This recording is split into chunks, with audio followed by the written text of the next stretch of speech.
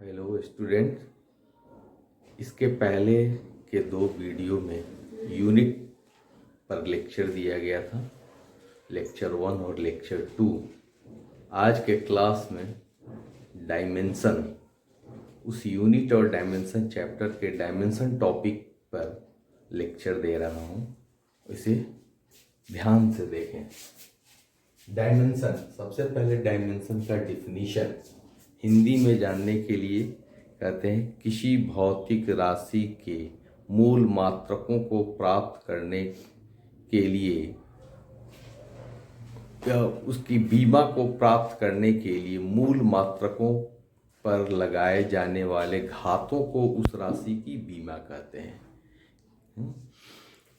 तो the powers, English में उसको लिखते हैं the powers of the fundamental units which must be raised to obtain the dimension of that physical quantities.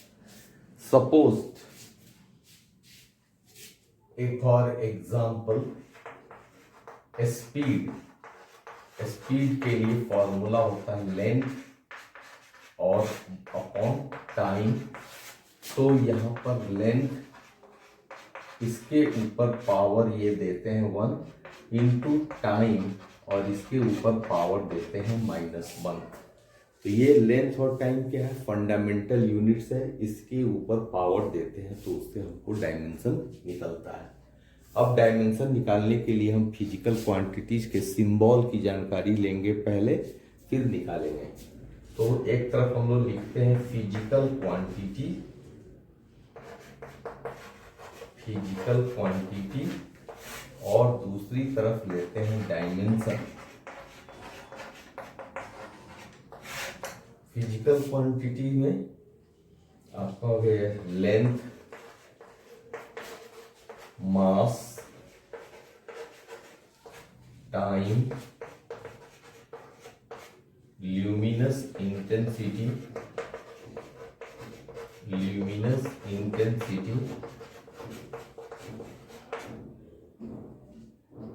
Electric current,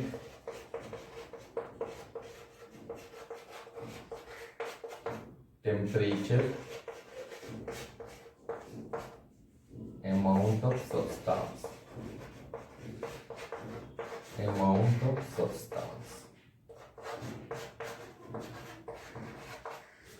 length के लिए symbol L, मास के लिए M, टाइम के लिए T, luminous intensity C, electric current का dimension I, temperature का K, amount of substance का N। तो इस तरह से फिजिकल क्वांटिटीज, लेंथ हिंदी में इसको कहते हैं लंबाई, द्रव्यमान, समय, ज्योति तीव्रता, विद्युत धारा, ताप, पदार्थ का द्रव्यमान। सिंबल इसका हो गया, सबके सामने लिखा है, लेंथ L, मास के लिए M, समय के लिए T, luminous intensity C, electric current विद्युत धारा के लिए डायमेंशन I हो जाता है, जबकि यूनिट A होता है। टेम्परेचर केल्विन के, अमाउंट ऑफ सब्सटेंस के लिए डायमेंशन का सिंबल N होता है, पदार्थ के द्रव्यमान का, जबकि यूनिट मोल होता है। अब हम लोग निकालते हैं एग्जाम्पल के लिए, जैसे स्पीड के लिए फॉर्मूला हो गया लेंथ अपॉन टाइम। तो लेंथ के लिए हो जाता है डायमेंशन L और टाइम के लिए हो गया T। ये दोनों पर पावर है, ये ऊपर चला जाएगा। T को जब ऊपर ले जाते हैं तो -1 पावर होता है। क्योंकि L के ऊपर +1 है इसलिए उसे लिखना कोई आवश्यक नहीं है, लेकिन टाइम के ऊपर -1 है इसलिए इसे लिखना मस्ट है। तो इसको कहते हैं LT पावर -1। उसी तरह से एक्सेलरेशन का होता है वेलोसिटी, अब बटा हो जाता है टाइम, वेग बटा समय। तो वेलोसिटी के लिए हो जाता है L, T का पावर -1 और टाइम के लिए हो जाता है T, ये ऊपर चला जाएगा नीचे, तो T का पावर। अब यहाँ पर T 2 जगह आ गया, बेस सेम रहने पर पावर को जोड़ते हैं, यदि दोनों प्लस में हो तो भी जोड़ेंगे, यदि दोनों माइनस में हो तो भी जोड़ते हैं, लेकिन साइन माइनस का देते हैं। बट अगर एक प्लस और एक माइनस हो तो उसमें से जो ज़्यादा हो उससे घटा देते हैं। तो यहाँ पर मेरा आता है डायमेंशन इसका LT का पावर -2। अब इसमें हम एक चीज ये जानेंगे, एक्सेलरेशन का डायमेंशन LT का पावर -2 तो हुआ, इसमें m की चर्चा नहीं है। यदि हम इसमें m अपनी तरफ से यूज करना चाहें तो कर सकते हैं, लेकिन उसके ऊपर पावर 0 लगा देते हैं, क्योंकि किसी का भी पावर जब 0 देते हैं तो उसका वैल्यू जो है सो 1 के इक्विवेलेंट होता है। फिर आते हैं नेक्स्ट क्वांटिटी। तो नेक्स्ट क्वांटिटी में आ गए, जैसे आपका हो गया वॉल्यूम। वॉल्यूम का हो जाता है लंबाई गुना चौड़ाई गुना ऊंचाई। तो लंबाई के लिए भी हम लोग L यूज करेंगे, चौड़ाई के लिए भी L ही यूज करेंगे, ऊंचाई के लिए भी L ही यूज करेंगे। इस तीनों के ऊपर पावर 1 हो गया, इसलिए L के ऊपर पावर हो गया क्यूब। ये इसका डायमेंशन रहा। फोर्स, फोर्स क्या होता है, फॉर्मूला मास इनटू एक्सेलरेशन। तो मास के लिए हो जाता है m, और एक्सेलरेशन के लिए अभी हमने निकाला LT का पावर -2। इस तरह से फोर्स का डायमेंशन हो जाता है MLT का पावर -2 होता है। अब हम आते हैं next topic, SI prefixes. SI prefixes, जैसे एक के ऊपर बहुत सारा शून्य हो या डिसिमल के बाद बहुत ज़्यादा शून्य हो, तो उसको स्टैंडर्ड फॉर्म देने के लिए हम लोग यूज करते हैं, जिसको हम लोग SI प्रीफिक्सेस करते हैं, और उसका एक सिंबल यूज करते हैं। जैसे 1 एक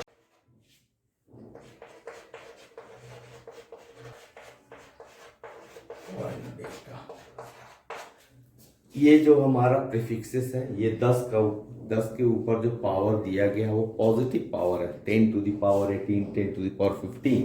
इसके लिए हम लोग यूज करते हैं 10 टू द पावर 18 के बदले में सिंपली 1 एक साथ।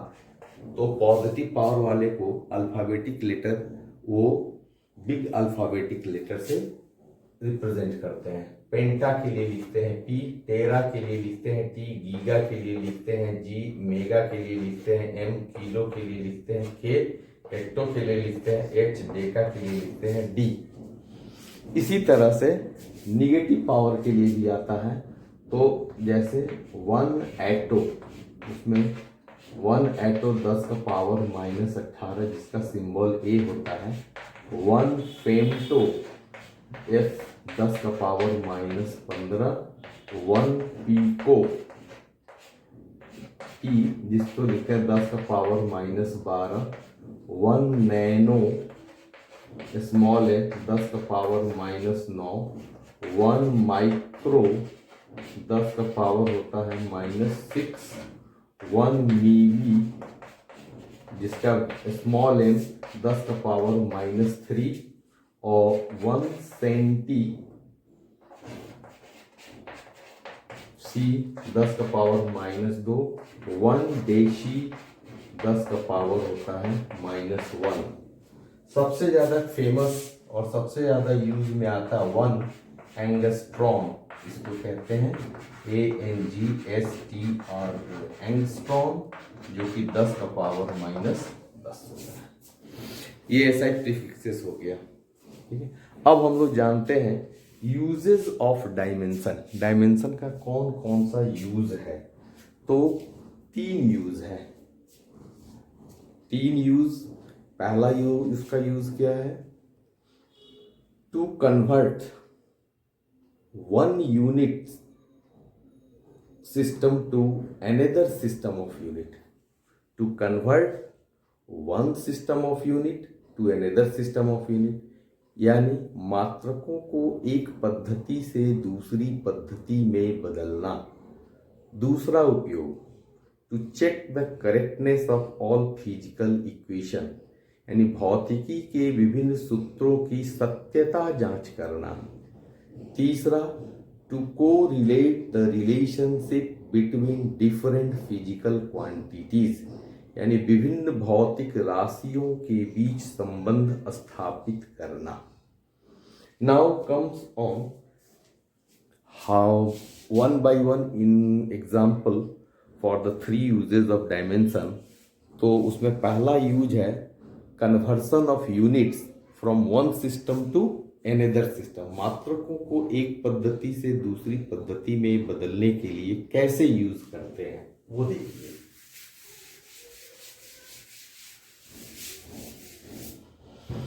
तो एग्जाम्पल हो गया वेलोसिटी,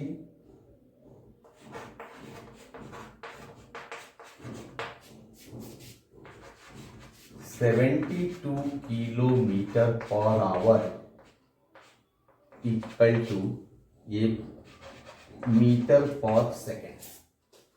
72 किलोमीटर प्रति घंटा को मीटर प्रति सेकंड बनाना है तो कैसे बनाते हैं? इसके लिए हम लोग सबसे पहले यूज करते हैं प्रिंसिपल ऑफ होमोजेनिटी।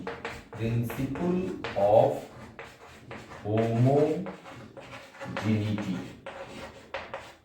उसमें क्या होता है N1 U1 is equal to N2 U2, यानी आपके पास N1 ये अवेलेबल होगा, U1 ये भी अवेलेबल होगा, U2 ये भी अवेलेबल है और ये आपको निकालना है N2। जो इस क्वेश्चन में देखिए ये आपका N1 हो गया, ये आपका यूनिट फर्स्ट हो गया, ये N2 अननोन है और U2 नोन है। तो इसके लिए फॉर्मूला होता है N2 इजिकल टू N1 और U1 अपॉन U2। तो N2 is equal to N1, U1 की जगह पर क्या यूज करते हैं M1 अपॉन M2 और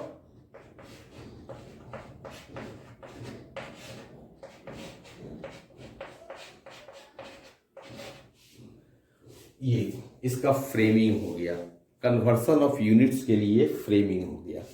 अब हमको यहाँ जो कन्वर्ट करना है किलोमीटर पर आवर, तो इसमें 2 चीजें हैं, एक किलोमीटर लेंथ के लिए और दूसरा आवर जो टाइम के लिए होता है। मास इसमें कहीं नहीं है, इसलिए इस फॉर्मूला से हम इसमें से मास को हटा देंगे और हम यूज करेंगे N2 इजिकल टू N1।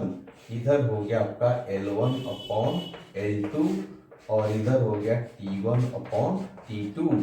इसके ऊपर पावर अपनी तरफ से दे दीजिए A और B। तब अब यहाँ पर N1 का वैल्यू दिया हुआ 72, लेंथ यहाँ पर दिया है किलोमीटर में, तो आप यहाँ लिखेंगे ऊपर पहले किलोमीटर, बाद कन्वर्सन मीटर में करना है तो वो L2 की जगह मीटर हो जाएगा और इसके ऊपर कोई भी पावर कुछ नहीं है, इसका मतलब 1, तो यहाँ पर आप पावर देंगे 1 और यहाँ पर टाइम के लिए दिया है आवर, सेकंड में दिया है सेकंड, तो ये आपका हो गया आवर और सेकंड वाला T2 हो गया सेकंड और इस पर पावर है आपका -1। ये हो गया 72 और यहाँ पर किलोमीटर को मीटर में कन्वर्ट करेंगे नीचे वाले में, तो 10 का पावर 3 मीटर, नीचे भी मीटर, पावर 1। आवर को सेकंड बनाएंगे तो 60 इंटू 60, ये ऊपर सेकंड भी हो गया नीचे भी सेकंड हो गया, पावर हो गया -1। अब हम आगे ये देखते हैं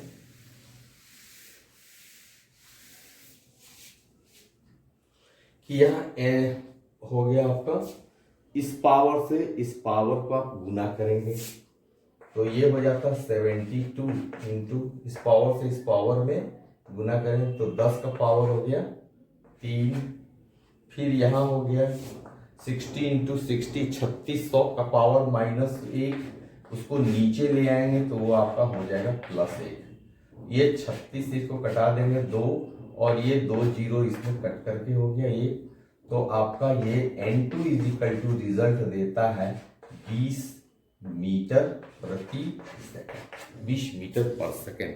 ये हो गया आपका कन्वर्सन ऑफ यूनिट्स। यहाँ हम क्योंकि यूनिट में दो लेंथ और टाइम का यूज हुआ, इसलिए हमने फ्रेम में फॉर्मूला में भी लेंथ और टाइम का यूज किया। हो सकता है यदि फोर्स आ जाए, वर्क आ जाए, तो उसमें MLT तीनों रिप्रेजेंट करना होगा, तो वहाँ 3 का यूज करेंगे, उससे ज़्यादा यूज में नहीं आता है। सेकेंड यूज है to check the correctness of all physical equation, भौतिकी के विभिन्न सूत्रों की सत्यता जांच करना। उसके लिए देखिए कैसे करते हैं। सपोज कीजिए for example force on A particle when move on a circular path is F is equal to mv square upon r, where m is equal to mass of particle, v हो गया velocity, r हो गया radius of circular path यानी वृत्तीय पथ की त्रिज्या। तो अब हम क्या करेंगे, इसमें लेफ्ट साइड और राइट साइड दोनों तरफ डायमेंशन निकालेंगे। फोर्स का डायमेंशन होता है MLT का पावर -2, यहां पर मास के लिए हो जाता है m, वेलोसिटी का होता है LT का पावर -1 और इस पर हो जाता है स्क्वायर बटा L। तो फिर इधर MLT -2 और इधर हो जाता है आपका m, ये कुछ नहीं 1 है, पावर इसको मल्टीप्लाई कर देंगे, L स्क्वायर हो गया, T का पावर -2 हो जाएगा, नीचे हो गया L, ये L का पावर 1 है और ये 2 है, तो आपको यहाँ पर बचेगा MLT का पावर -2 और यहाँ हो जाएगा ये MLT का पावर -2। तो ये आपका हो गया left hand side is equal to right hand side. Since LHS is equal to RHS, therefore equation is correct. यह जो सूत्र है वो सही है। अब बीमा डायमेंशन का तीसरा यूज और लास्ट यूज है to correlate the relationship between different physical quantities, यानी भौतिकी के विभिन्न सूत्रों या विभिन्न भौतिक राशियों के बीच संबंध स्थापित करना। संबंध स्थापित करने से भी एक सूत्र या फॉर्मूला का डेरिवेशन होता है, वो कहते हैं बाय डायमेंशन मेथड, यानी derive the formula bye dimension method. Suppose same example,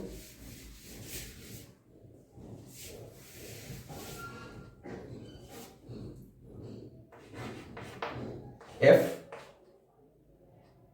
proportional MVR, ये राइट साइड में 3 क्वांटिटी, लेफ्ट 1 क्वांटिटी। ये force, magnitude of force depends on mass of the particle, velocity of the particle and radius of circular path.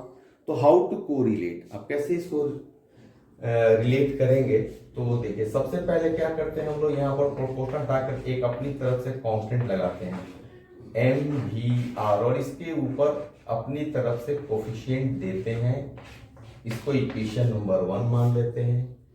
अब यहां पर हम लोग क्या करेंगे, फोर्स का डायमेंशन निकालेंगे, MLT का पावर -2, इधर हम लोग m का डायमेंशन निकालेंगे, m का पावर हो गया a, v का पावर हो जाता है, v का डायमेंशन LT -1 और इसके ऊपर पावर हो गया b।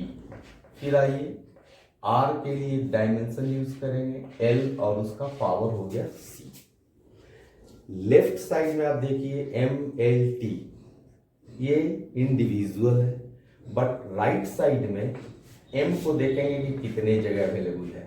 m एक ही जगह है और m का पावर हो जाता है a। फिर L को देखते हैं, L यहाँ भी अवेलेबल है और यहाँ भी अवेलेबल है, 2 जगह है, तो L का पावर यहाँ हो गया B और इसको ले आएंगे एल को इसी के साथ, एल का पावर हो जाएगा सी। उसी तरह से टी के ऊपर पावर -1, इस पावर से इस पावर में गुना करते हैं और एक ही जगह अवेलेबल है -b होता है। तो इधर हो गया m l t का पावर -2, इधर हो जाता है m का पावर a, l का पावर b प्लस c और t का पावर हो जाता है -b। यहां पर यूज करते हैं प्रिंसिपल ऑफ होमोजेनिटी और उस प्रिंसिपल के तहत लेफ्ट साइड और right side same physical quantity के पावर का इक्वेट करेंगे।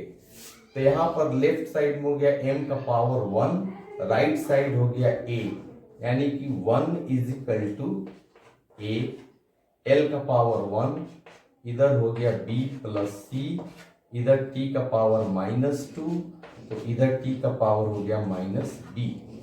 अब ये इम्प्लाइड है a इज इक्वल टू 1, ये क्लियर है। यहाँ माइनस माइनस को हटा देंगे तो ये भी आपका क्लियर हो गया, b इज इक्वल टू 2। अब इसमें क्या करते हैं कि 1 इज इक्वल टू b के जगह पर रखते हैं 2 प्लस c, इम्प्लाइज वो 1 minus 2 is equal to c, इसलिए c इज इक्वल टू होता है -1। इन सभी मान को वैल्यू को हम यहाँ पर रखेंगे, तो रखेंगे तो हो जाता है f is equal to k, m का पावर हो गया a है 1, b के ऊपर b है तो b का पावर यहाँ आपको है 2 और r के ऊपर पावर c है तो c का पावर हो गया -1। इट मीन्स कि f equal to k m b square -1, इसको नीचे ले आएंगे r। This is the relation between the given physical quantities and this is the formula representing centripetal force. Thanks. If you satisfied then मेरे video को आप like कीजिए, subscribe कीजिए और हमें प्रोत्साहन दीजिए ताकि नेक्स्ट वीडियो हम जल्द आपको अवेलेबल कराएं और वो होगा स्केलर वेक्टर अदिश सदिश पर लेक्चर रहेगा।